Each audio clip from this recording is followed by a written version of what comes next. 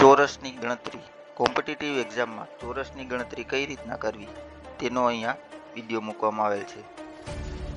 અહીંયા જો ચોરસમાં બંને હાર અને કોલમ એટલે કે આડી હરોળ અને ઊભી હરોળ બંનેની સંખ્યા સમાન હોય તો તેની ગણતરી વર્ગ પ્રમાણે કરવામાં આવે છે. એટલે કે 1 2 3 4 એમ અહીંયા 4 ચોરસ છે, અહીંયા ઊભા પણ 4 ચોરસ છે, તો તેના 1 થી લઈ અને 4 સુધીના વર્ગ છે તેનો સરવાળો કરવામાં આવે.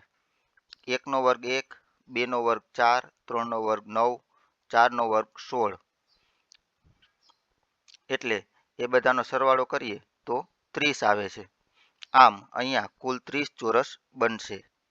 તો અમારી યુટ્યુબ ચેનલ ઇઝી એજ્યુકેશન 4-3 ને લાઇક, શેર અને સબસ્ક્રાઈબ કરો. આભાર.